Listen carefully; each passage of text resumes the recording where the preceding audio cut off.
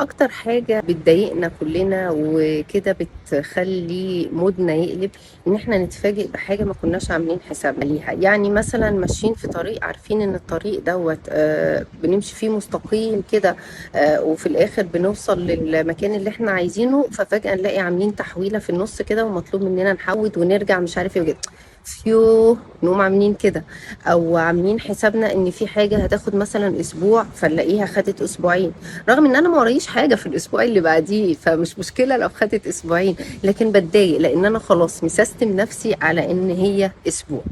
طيب، ايه رايكم نعود نفسنا على حاجه مهمه، ان احنا دايما نبقى مش متشائمين ولا متوقعين الأسوأ، ولكن لما بنيجي ندخل في حاجة يعني كبيرة شوية تستاهل، بنخطط لسفرية، بنخطط لمشروع معين، نبقى حاطين كده بلان للعراقيل، مش بلان بي.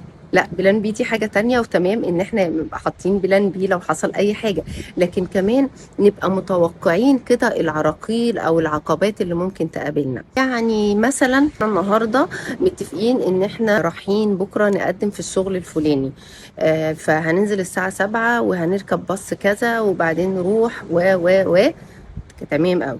طيب، نبقى واخدين بقى بالنا كده واحنا متفقين، او احنا بنخطط مع نفسنا ان الباص ده بيتاخر، وساعات كتير مش بيجي، فهو لو ما جاش لما انا ابقى عامل حسابي هركب تاكسي ومعايا الفلوس اللي تكفي، او ابقى عامل حسابي ان اختي مثلا بتنزل في الوقت ده او اخويا بينزل في الوقت ده ومعاه عربيه، فابقى متفق معاه ان انا ممكن تبقى صاحي الصبح عشان لو ما لقيتش كذا هخليك تنزل توصلني.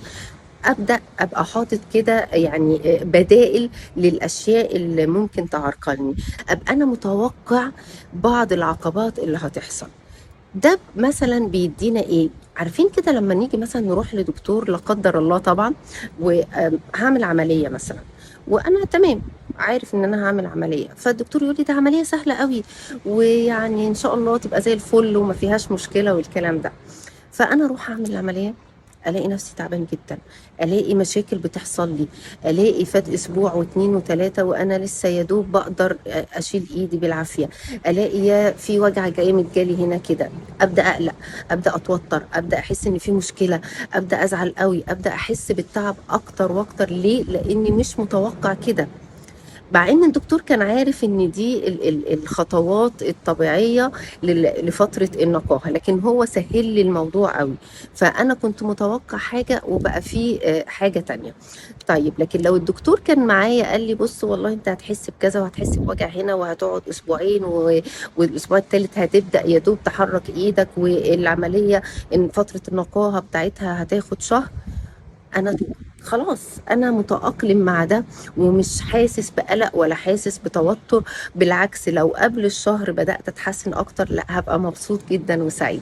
فهي دي الفكرة، ان انا لما ببقى متوقع العراقيل لكن متقبلها، مانيش متضايق منها، لما بتحصل بيبقى لي ذهني صافي وقادر افكر بهدوء في حل العقبة اللي ظهرت قدامي دي. كمان مش بتخض قوي كده وتفكيري يتشل واحس بقى ان انا متضايق جدا وخلاص مش عارف اعمل ايه.